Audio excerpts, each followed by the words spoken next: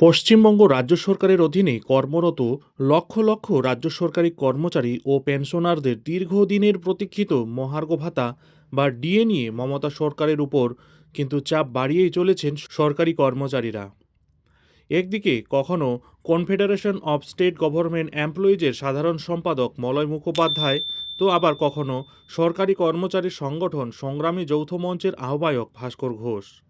আসন্ন বিধানসভা ভোটের প্রাক্কালে মমতা সরকারের উপর একের পর এক চাপ বাড়িয়েই চলেছেন তারা। এবারেও যার ব্যতিক্রম হলো না। মলয় মুখোপাধ্যায়ের পর এবার পশ্চিমবঙ্গের রাজ্য সরকারি কর্মচারীদের সংগঠন সংগ্রামী যৌথ মঞ্চের তরফে পশ্চিমবঙ্গ সরকারের বিরুদ্ধে আদালত অবমাননার মামলা দায়ের করা হলো। আসন্ন বিধানসভা ভোটের মুখে সরকারের বিরুদ্ধে এহেন পদক্ষেপকে গুরুত্বপূর্ণ সহকারে দেখা হচ্ছে। গত ফেব্রুয়ারি মাসে দেশের সর্বোচ্চ আদালত সুপ্রিম কোর্ট পশ্চিমবঙ্গ রাজ্য সরকারকে নির্দেশ দিয়েছিল সরকারি কর্মচারীদের বকেয়া 25% ডিএ মিটিয়ে দিতে হবে 31 মার্চ 2026-এর মধ্যে। বাকি টাকা কিস্তিতে দিতে হবে।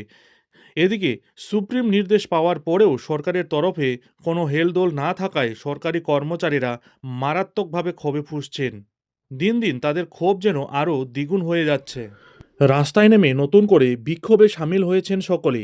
তবে এরই মাঝে এবার ভাস্কর ঘোষ জানালেন, রাজ্য সরকারের বিরুদ্ধে পঞ্চম পে কমিশনের আওতায় থাকা ডিএ মামলা নিয়ে আদালত অবমাননার মামলা দায়ের করা হয়েছে। এই মামলার শুনানি কবে হবে সেই বিষয়ে কিন্তু এখনও কোনো আপডেট পাওয়া যায়নি।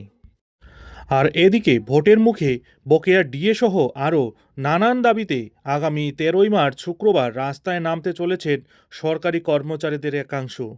ধর্মঘট সফল করতে ইতিমধ্যেই জায়গায় জায়গায় পোস্টার এবং ফ্লেক্স লাগানোর কাজ চলছে।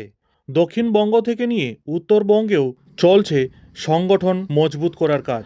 জলপাইগুড়ি, কোচবিহার, আলিপুরেও সরকারি কর্মচারীদের সংগঠন সংগ্রামী যৌথ মঞ্চের আহ্বায়ক স্বয়ং ভাস্কর ঘোষ উত্তরবঙ্গে গিয়ে মিটিং, সম্মেলন এবং ফ্লেক্স লাগানোর কাজ অবধি করে চলেছেন।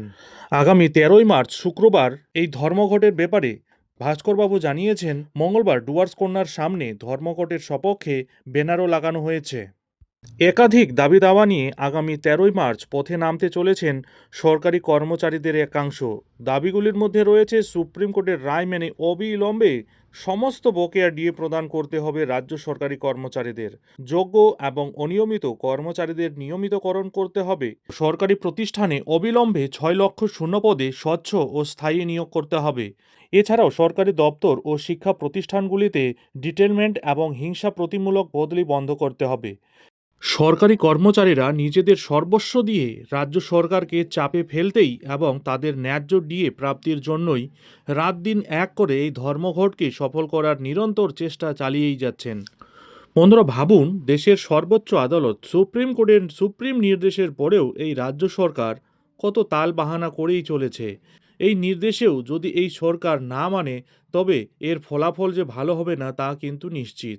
এখন দেখার বিষয় হলো, দেশের সর্বোচ্চ আদালত সুপ্রিম কোর্টের নির্দেশের পরেও আদৌ কি কর্মচারীদের জন্য বকেয়া ডিএ দেবে এই মমতা সরকার? আর যদি না দেয় তাহলে এর জন্য পরবর্তী কী পদক্ষেপ নেবে দেশের সর্বোচ্চ আদালত সুপ্রিম কোর্ট? আর আন্দোলনরত সরকারি কর্মচারী ও পেনশনাররাই বা পরবর্তী কী পদক্ষেপ নেবেন?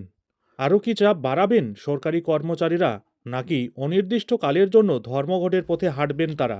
সব মিলিয়ে ভয়ঙ্কর চাপে রয়েছে এই মমতা সরকার। এখন দেখার বিষয় হলো, ডিএ মামলায় সরকারি কর্মচারীদের ক্ষোভ প্রশমনে কী পদক্ষেপ নিতে চলেছে এই রাজ্য সরকার। নজর থাকবে সেদিকে। যাই হোক, এখন এখানেই শেষ করছি। এই ধরনের ছোট বড় ডিএ সংক্রান্ত যে কোনো আপডেট ঠিক সময় মতো পেতে হলে অবশ্যই চ্যানেলে চোখ রাখুন।